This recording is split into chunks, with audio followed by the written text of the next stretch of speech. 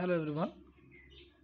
So today, as you can see on the screen, we are going to learn a new poem of your syllabus which is entitled as Meeting at Night, written by Robert Browning. So before I briefly introduce the poem and we come to the discussion of the poem itself, let us briefly know about the poet. Okay, so as you can see on the screen, you can definitely find it out that the poet was born in the 19th century, at the beginning of the 19th century. কখন জন্মেছিলেন? On May 7, 1812, and he died on December 12, 1889. তো যে বিষয়গুলো আমাদের আপাতত কবি সম্পর্কে জানা দরকার সেগুলোই বলবো. We are not going to elaborate the life story or the biography of the poet. তো দেখো, he was a noted Victorian poet and playwright. So Robert Browning was a noted or popular Victorian poet. Victorian poet বলতে Victorian era of literature হয়, অর্থাৎ queen ভিক্টোরিয়ার সময়কালে যে সমস্ত সাহিত্য লেখা হয়েছিল সেই সাহিত্যগুলোকে বলা হয় ভিক্টোরিয়ান এরার লিটারেচার. তো he also belong to the Victorian era of the English literature, and he was not only a poet but also a playwright. Playwright মানে কি? প্লে রাইট মানে আমরা কি বুঝি না, একজন নাট্যকারও ছিলেন. Look at the second line. না, he was famous for his dramatic monologue. Dramatic monologue এই শব্দটা তোমাদের জেনে রাখা দরকার, because now you are studying in class 11.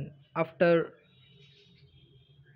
a year you will be promoted in the graduation, and some of you might be taking the course of studying English honors.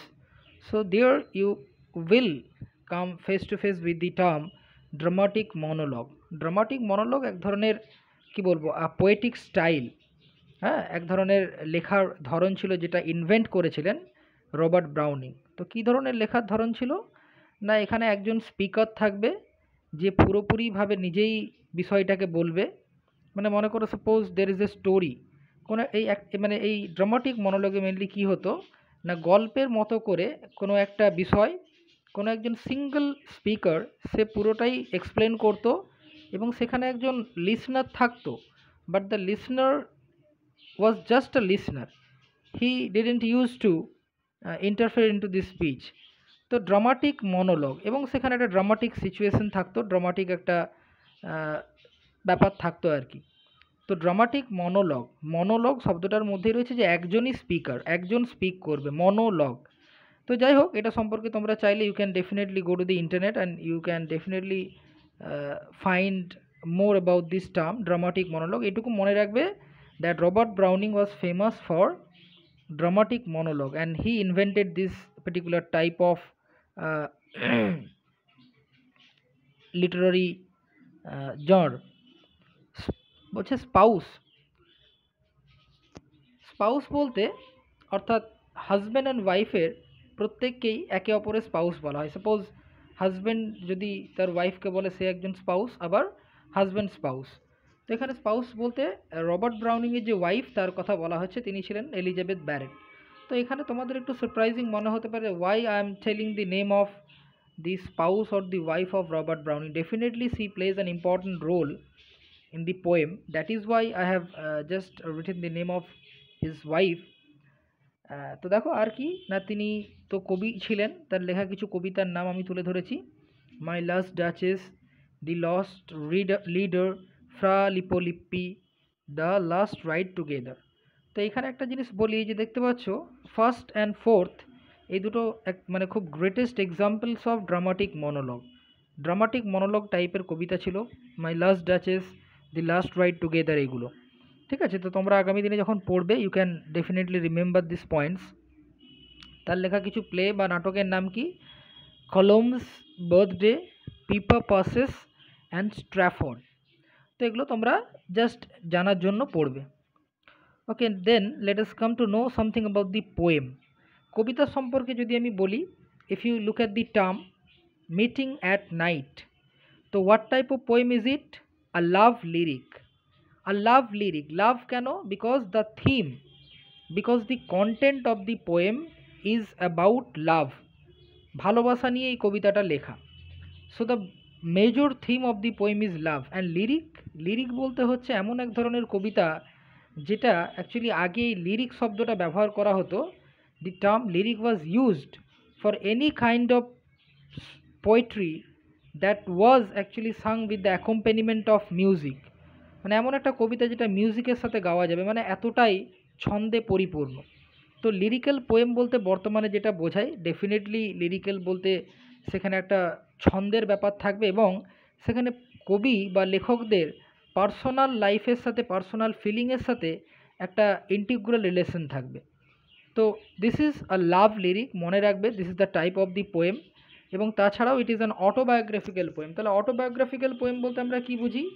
তাহলে কবিতার সাথে লেখকের বা কবির একটা আত্মিক সম্পর্ক রয়েছে এবং তিনি নিজেই, he himself is the speaker, he himself is the narrator and he himself is the poet. তো পুরো কবিতার মধ্যে আমরা লেখককে খুঁজে পাবো এবং তার জীবনের কিছু বিশেষ যে মুহূর্ত বা তার জীবনের কিছু বিশেষ ঘটনা, তার একটা আমরা রিফ্লেকশন খুঁজে পাবো। আচ্ছা, রাইম স্কিমটা তোমরা এখানে দেখে নাও। আমি রাইম স্কিমটা কবিতাতে তোমাদেরকে আরও ডিটেলসে আলোচনা করে দেবো। এখানে জাস্ট আমি লিখে রেখেছি তোমাদের যাতে নোট করতে পারো। Okay, now let us come to know about the publication of the poem. এই কবিতার পাবলিকেশনটা নিয়ে আমি কেন বলছি? বিকজ এই পাবলিকেশনটা খুব ইন্টারেস্টিং। দেখো লেখা আছে, দের is a story behind the publication of the poem. There is a story behind the publication of the poem. A poem with the title Night and Morning was first published in an anthology called Dramatic Romances and Lyrics. দেখো, এই dramatic রোমান্সেস and lyrics, অর্থাৎ এই dramatic রোমান্সেস and lyrics, এটা একটা অ্যান্থোলজির নাম। Anthology কাকে বলে? না, যখন একই ধরনের কোনো লেখা অনেকগুলোকে কম্পাইল করে একটা বইয়ের আকারে পাবলিশ করা হয়, that is called an anthology. সেটা হতে পারে কবিতার সংকলন, সেটা হতে পারে ছোট গল্পের সংকলন, সেটা এসে সংকলন হতে পারে।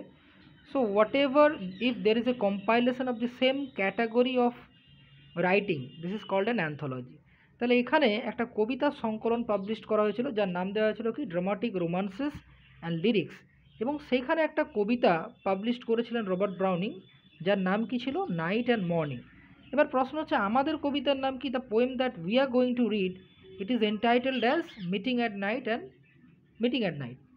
তো দেখো পরে লেখা আছে, later this poem was separated into two parts. পরে এই যে নাইট আর মর্নিং বলে যে কবিতাটা ছিল, যেটা ড্রামাটিক রোমান্সেস অ্যান্ড লিরিক্সে পাবলিশড হয়েছিল, পরে ঠিক 4 বছর পর, দেখো এখানে দেখতে পাচ্ছ 1845-এ প্রথম নাইট অ্যান্ড মর্নিং নামক যে কবিতাটা পাবলিশড হয়েছিল। এখানে বোধহয় তোমরা বুঝতে পারছো কিনা জানি না, এটা 1849।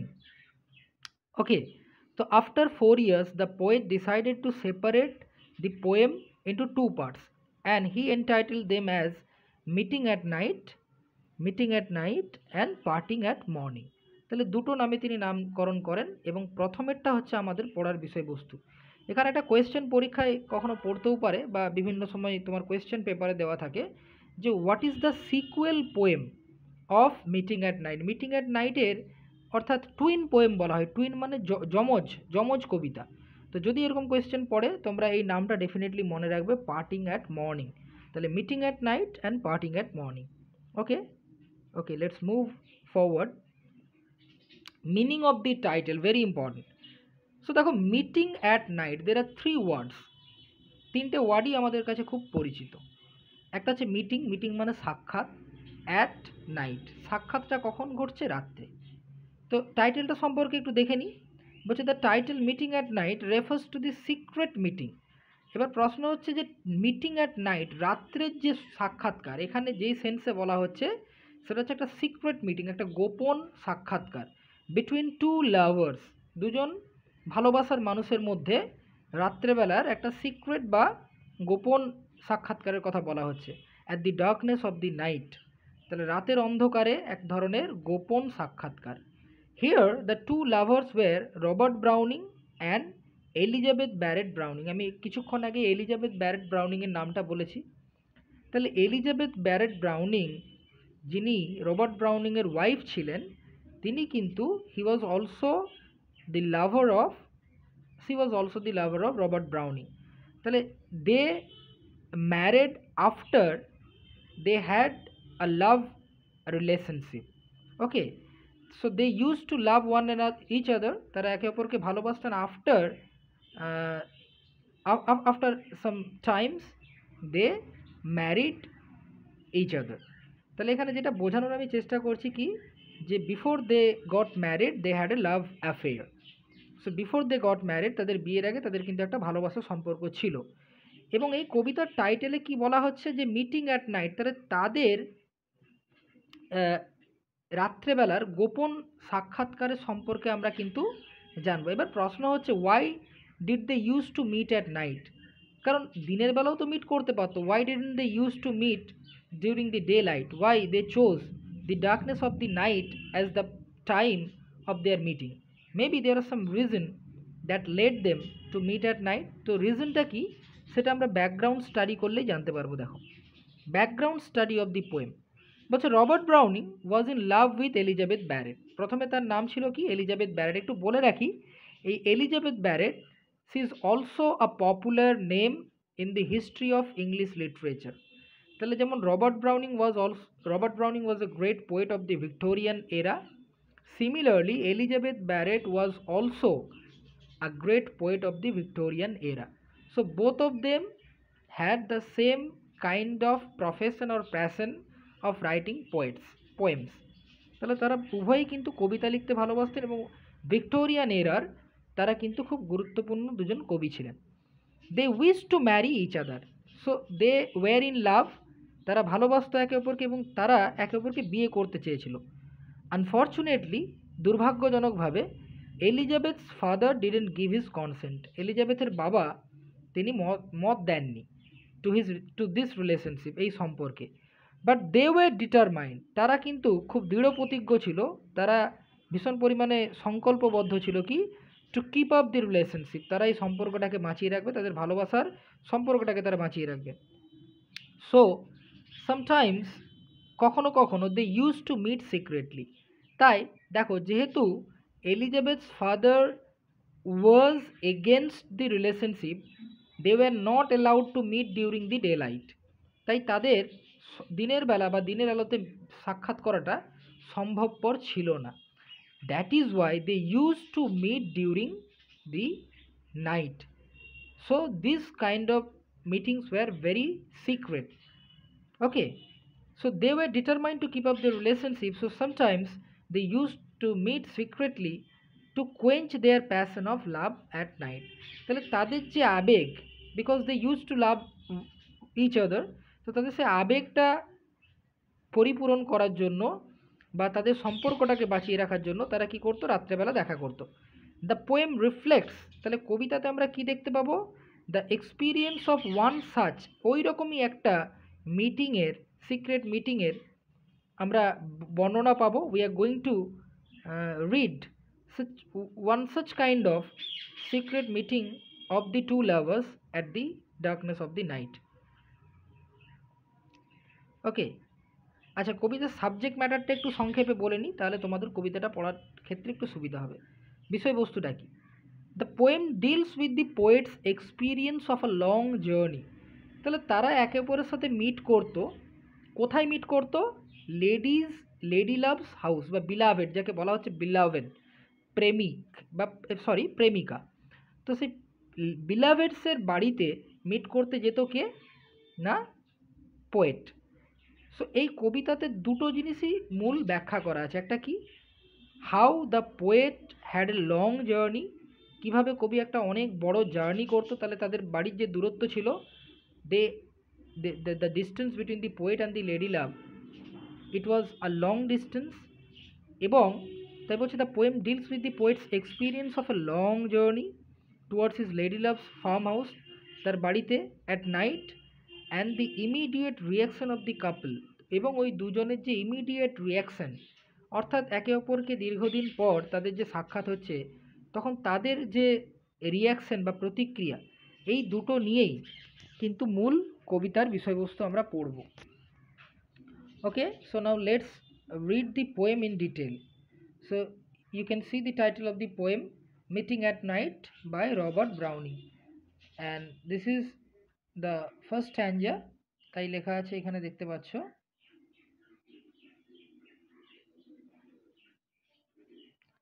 So this is the first stanza, you can see. Okay, so দেখো কবিতাটা অবশ্যই আমাদের কাছে গুরুত্বপূর্ণ, কবিতাটা আমরা পড়ব। আমি প্রথমে কবিতাটা সম্পর্কে বলবো, তারপর তার রাইম স্কিমটা একটু তোমাদের সাথে আলোচনা করব, কেমন? তো দেখো কবিতাটা কি বলছে, আমি প্রথমেই বললাম। আচ্ছা, এখানে একটা কথা বলে দিই যে কবিতাটা কিন্তু টোটাল দুটো স্ট্যান্জা আছে, দেয়ার আর টু স্ট্যান্জাস। ওকে, কতগুলো রয়েছে? টু স্ট্যান্জাস, দেয়ার আর টু স্ট্যান্জাস, এবং প্রত্যেকটা স্ট্যান্জাতে 6টা করে লাইন রয়েছে, দেয়ার আর 6 লাইনস ইচ। তাহলে টোটাল কবিতাতে কতগুলো লাইন রয়েছে? There are 12 lines. Okay, so there are two stanzas and each stanza consists of 6 lines. দুটো স্ট্যান্জা 6টা করে লাইন, তাই টোটাল 12টা লাইন রয়েছে, মনে রাখবে। তো প্রথম যে স্ট্যান্জা, সেই পুরো স্ট্যান্জাটাতেই কবি কিন্তু ব্যাখ্যা করছেন কি, throughout the first stanza the poet describes how he undertook a long journey on the sea, বা যেটাকে আমরা বলি একটা ভয়েজ, সমুদ্র যাত্রা। তাহলে প্রথম যে 6টা লাইন, সেখানে কবির সমুদ্র যাত্রার কথা আমরা দেখব। তো আমি আগেই বলেছি that the destination was long, বা বলতে পারো যে তাদের দূরত্ব যেটা, হ্যাঁ, the gap between the poet's house and the lady love's house, it was a long gap, and the poet had to cover a long distance to meet the lady love. সেই যে লং ডিস্টেন্স তিনি কিভাবে cover করছেন, তার প্রথম যে জার্নিটা, the first journey was on sea. তাহলে সেই প্রথম যে জার্নিটা তিনি শুরু করছেন সমুদ্রে, তার ব্যাখ্যা রয়েছে প্রথম 6টা লাইনে। তো কি বলছে দেখো, দ্য গ্রে সি, তাহলে প্রথমেই তিনি ব্যাখ্যা করছেন দ্য গ্রে সি। এবার প্রশ্ন হচ্ছে গ্রে সি কেন? Grey sea at night it would seem to be black. Grey কেন বলছে?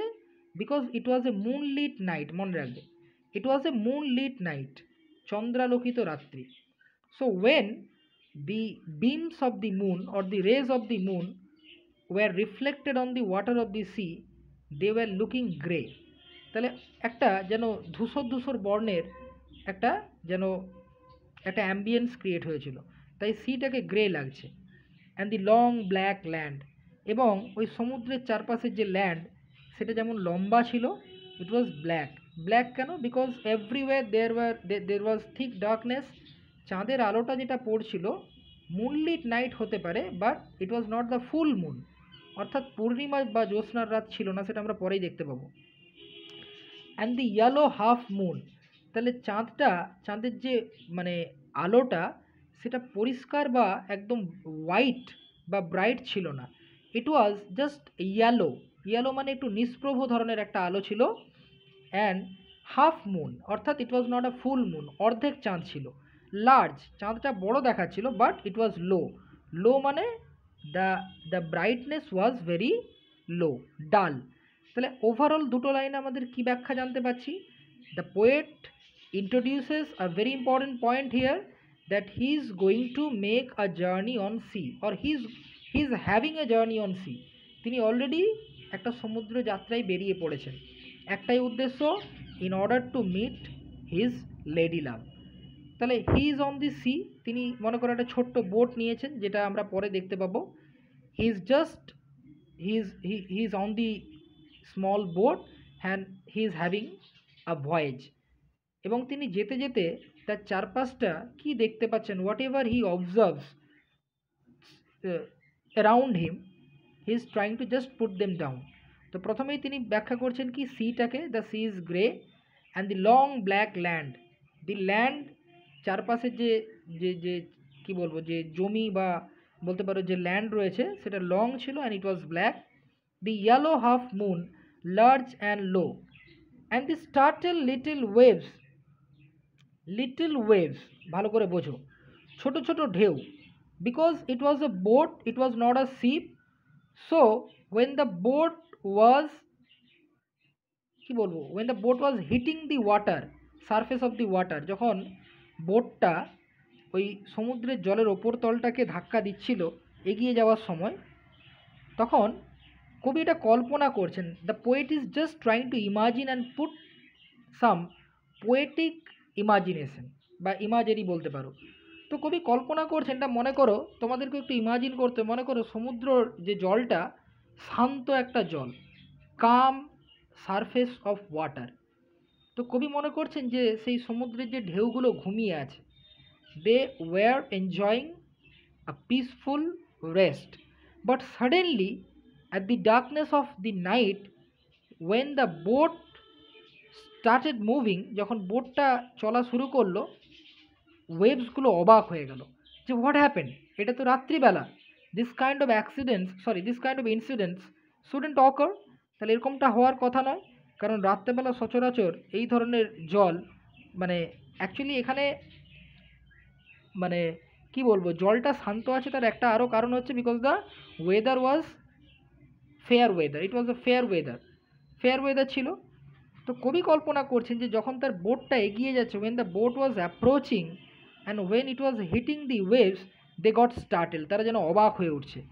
তো এখানে একটা জিনিস বুঝতে হবে তোমাদেরকে, যে এখানে এই যে waves, the waves have been personified, এই ওয়েভসকে কিন্তু পার্সনিফাই করা হয়েছে বা মনুষ্যরূপ দান করা হয়েছে। দ্যাট লিভ, তারা যেন হঠাৎ করে লাফিয়ে উঠছে, the startle little waves that leave.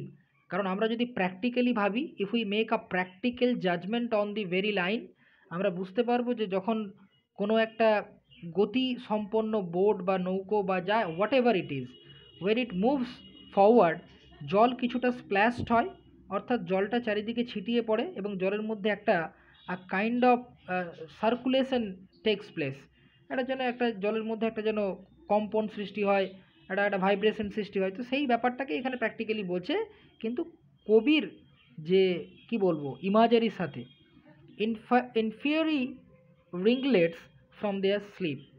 তো কবি কল্পনা করছেন আর একটু এগিয়ে, দেখো ফিয়ারি রিংলেটস বলছে মানে, এই রিংলেট শব্দটার মানে হচ্ছে যেন আংটির মতো গোলাকার, অর্থাৎ তিনি যখন এগিয়ে যাচ্ছেন একটা গোলাকার মানে একটা দেখবে আমরা যদি পাথর ছুঁড়ি, if we throw stone on the water, তখন দেখবে জলটা আস্তে আস্তে একটা গোলাকার একটা একটা সার্কেল বা সার্কুলার একটা শেপ তৈরি করছে। তো এখানে সেই রিংলেটসের কথা বলতে অর্থাৎ ওই বোটের সাথে যখন জলের যখন ধাক্কা হচ্ছে, তখন ছোট ছোট গোলাকার ঢেউ তৈরি হচ্ছে, এবং সেটাকে ফিয়ারি বা ফায়ারি বলছে কেন? ফায়ারি বলছে একটা কারণে, সেটা যেন চকচক করছিল বা জ্বলন্ত, দে ওয়ার শাইনিং ব্রাইটলি। এবার প্রশ্ন হচ্ছে ব্রাইট শাইন করার কারণ তো নেই, because it has already been stated earlier that the moon that was there on the sky it was very dull, অর্থাৎ সেটা খুব একটা মানে মানে কি বলবো, it was not so bright. তো প্রশ্ন হচ্ছে হতে পারে সেইটার কারণে, it is not yet completely কি বলবো ক্ল্যারিফাই করে নেই। আরেকটা হতে পারে যে কবি যখন যাচ্ছিলেন, he probably had a lantern or a torch kind of something, যেটা তিনি সামনের দিকে তার মুভমেন্টের জন্য ব্যবহার করছিলেন।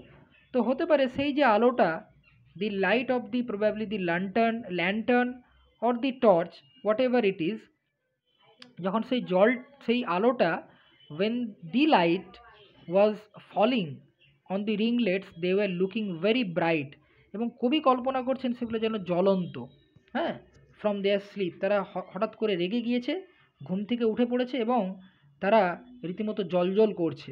ঠিক আছে,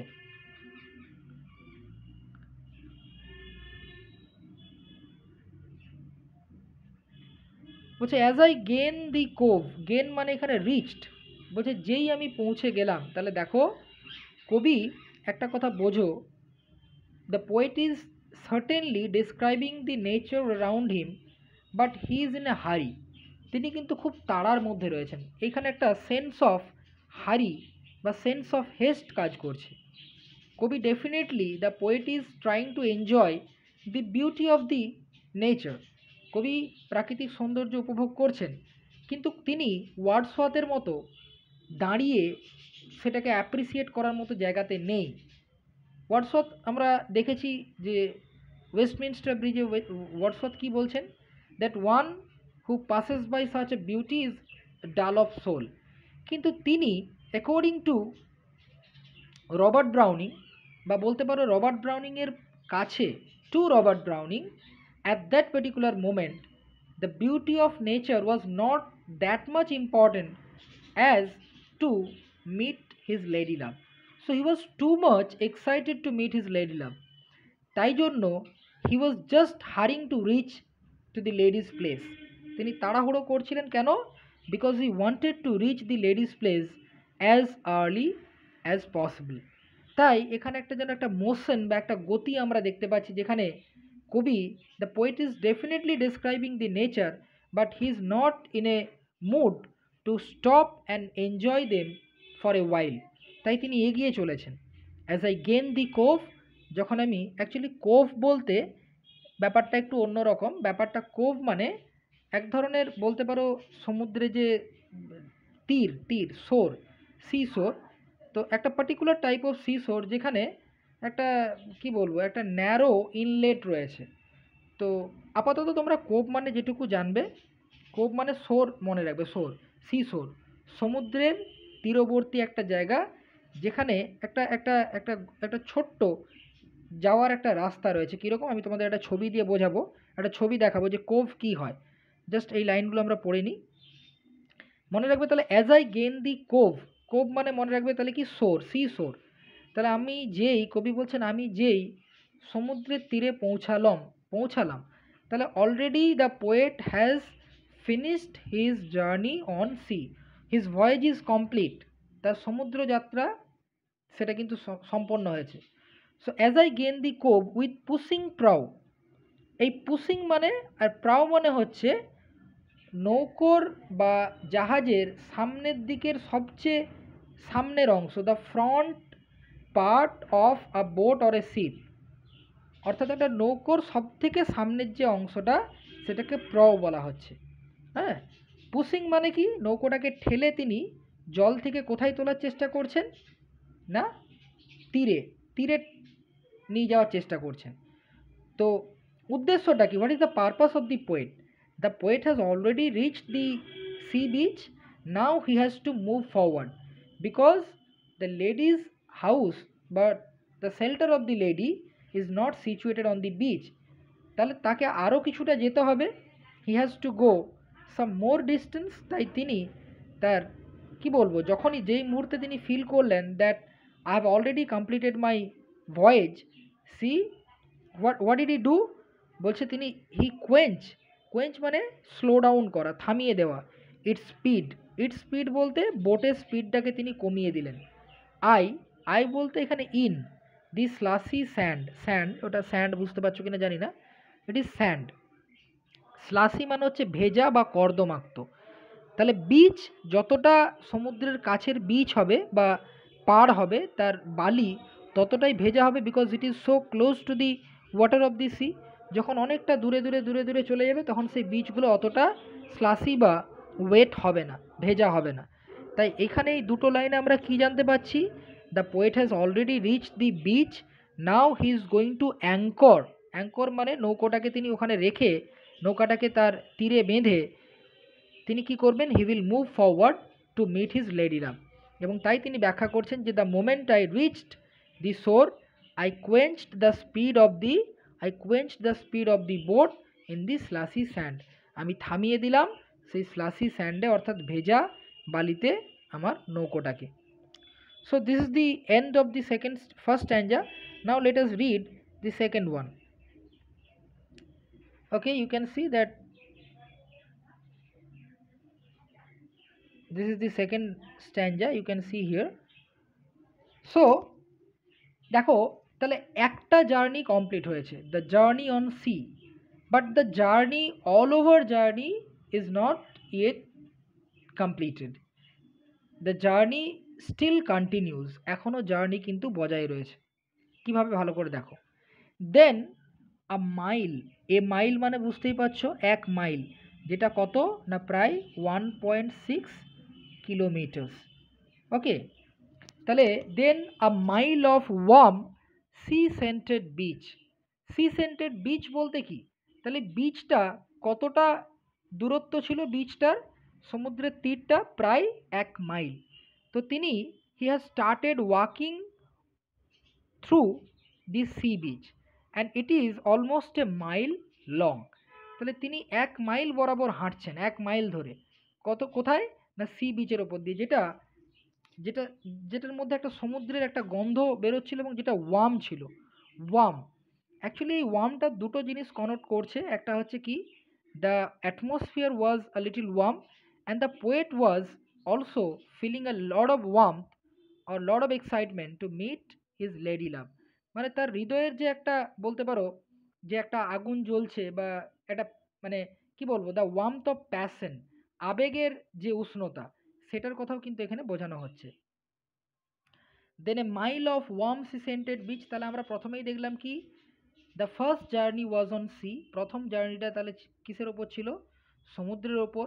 তাহলে সমুদ্রের জার্নি কমপ্লিট করার পর 1 মাইল সি সেন্টেড বিচ, তাহলে বিচের ওপর 1 মাইল হাঁটলেন। এখনও কিছুটা বাকি আছে, 3 fields টু ক্রস, তাহলে হি has to cross 3 more fields। তাহলে the house of the lady love is far away from the house of the poet. So the poet has to make a long journey. The poet has to cross a long distance in order to meet his lady love। তাহলে প্রথমে he had to undertake a voyage. First of all, he had to undertake a voyage. Second, he moved for a mile of beach, and then he had to cross 3 more fields। 3টে fields তিনি আরো cross করছেন। till a farm appears, তারপর তিনি তার লেডির farm, farm মানে খামার ঘর, বা একটা বলতে পারো যে গ্রামের দিকে থাকার বাড়ি, হ্যাঁ, ফার্ম, একটা ফার্ম হাউস, তো সেখানে তিনি কিন্তু পৌঁছে গেছেন। তাহলে the journey is now complete, completely complete হয়েছে। তাহলে জার্নিটা কবির সম্পূর্ণ হয়েছে এবং কবি already, the poet has already reached the lady love's place, a tap at the pane. So without wasting a moment, কোনো সময় তিনি ওয়েস্ট করেননি। What did he do, what did the poet do? The moment he reached the lady's farm, he gave a tap. Tap মানে হচ্ছে knock. He knocked at the window pane, pane মানে হচ্ছে জানালার কাঁচ। সো সেখানে তিনি একটা নক করলেন, he gave a tap at the pane. The moment he knocked at the window pane, there was a response from the lady love. তাহলে দেখো এখানে একটা জিনিস ভালো করে বোঝার চেষ্টা করো। Not only the poet was excited to meet the lady, but the lady was also excited to meet the poet lover. তাই জন্য বলছে যেই মুহূর্তে ট্যাপ অ্যাট দি পেন, অর্থাৎ কবি যেই মুহূর্তে ওই জানালার কাছে টোকা দিয়েছেন, দ্য লেডি রেসপন্ডেড, তাহলে লেডি লাভ রেসপন্ড করছেন, অর্থাৎ প্রতিক্রিয়া করছেন। কিভাবে? কুইক শার্প স্ক্র্যাচ, তৎক্ষণাৎ দ্রুত একটা কুইক শার্প স্ক্র্যাচ, একটা স্ক্র্যাচ করার আওয়াজ পাওয়া গেল, দ্রুত একটা তীক্ষ্ণ স্ক্র্যাচ করার বা ঘষার আওয়াজ পাওয়া গেল। কি ঘষা হচ্ছে? And the blue spurt of a lighted match, দেশলাই, দেশলাই জ্বালাচ্ছেন তিনি। He lighted the match box, তাহলে তিনি একটা দেশলাই খাঁটি জ্বালালেন। In order to respond to the poet lover, তিনি তাকে বোঝালেন যে আই এম স্টিল অ্যাওয়েক, আমি জেগে আছি, and I am eagerly waiting for you, and I am eagerly waiting for your arrival. তো এইটার মাধ্যমে তিনি কিন্তু বোঝাতে চাইলেন that she was also that much excited to meet the poet.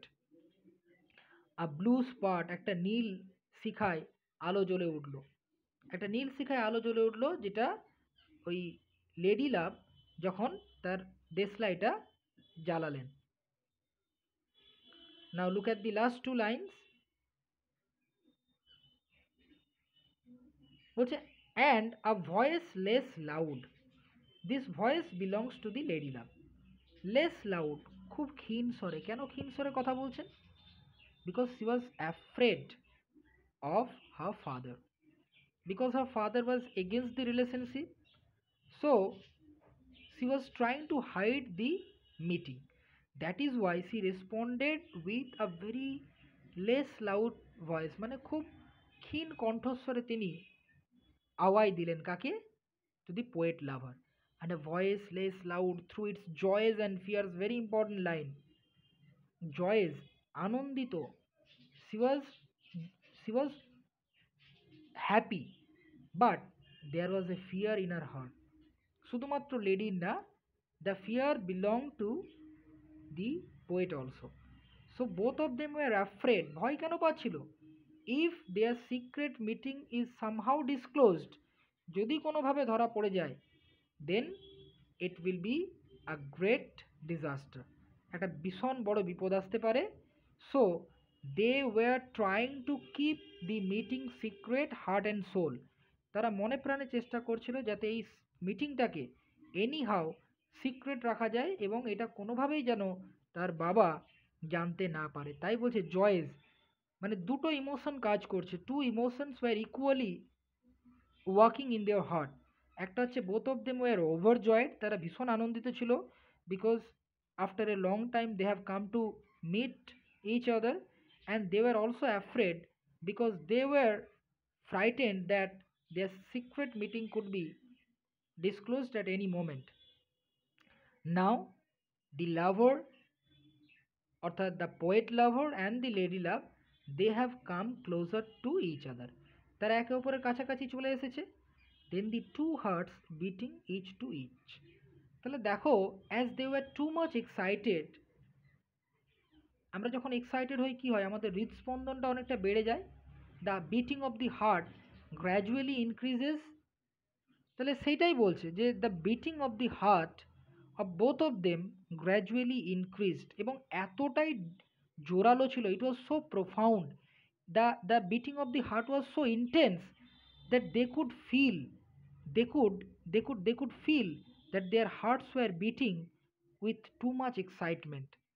তাহলে এই যে তাদের মিটিংটা, it was successful and they were very happy to meet one another, but at the same time they were afraid also because they feared that their secret meeting could be ended at any moment. তো যাই হোক, তাহলে এখানে আমরা কবিতাটার মধ্য দিয়ে একটা কি বার্তা পেলাম? দেখো, এই কবিতাটার মধ্য দিয়ে যে বার্তাটা কবি দেওয়ার চেষ্টা করছেন সেটা হচ্ছে দ্য পাওয়ার অফ লাভ, যেটা আমরা আমাদের দের is A chapter call Jimmy Valentine, সেখানে আমরা দেখেছি যে ট্রু লাভ, সত্যিকারের ভালোবাসার যে ক্ষমতা রয়েছে, true love has the power to transform someone, মানে একজনকে একটা আমূল পরিবর্তন করে দেওয়ারও ক্ষমতা রয়েছে। তো এখানে সেই একটা ব্যাপারই আমরা দেখলাম, যেখানে কবি এবং তার যে beloved, they loved each other truly and profoundly, এবং তাদের এই ভালোবাসার, তাদের এই পিওর স্যাক্রেড লাভ, এটা তাদেরকে বাধ্য করেছিল সমস্ত বাধা বিপত্তি পেরিয়ে তাদের ভালোবাসাটাকে ইমমর্টালাইজ করতে, অমর করতে, যাতে in the future they can marry each other. So এইটা মোটামুটি কবিতার যে লাইন টু লাইন ডেসক্রিপশন ছিল। তো আমি স্ট্যান্ডা ওয়াইজ একটা সামারি করেছি, আমি সেটাও তোমাদের কাছে পড়ে শোনাচ্ছি যাতে কবিতার বিষয়টা তোমাদের ক্লিয়ার হয়ে যায়। বলছে summary of the first stanza. The first stanza of the poem displays, ব্যাখ্যা করছে how the poet undertook a journey on the sea in a moonlit night, কীভাবে তিনি সমুদ্রে একটা যাত্রা শুরু করেছিলেন একটা চন্দ্রালোকিত দিনে, রাত্রে, with the help of E small boat, তার ছোট্ট নৌকোর সাহায্যে।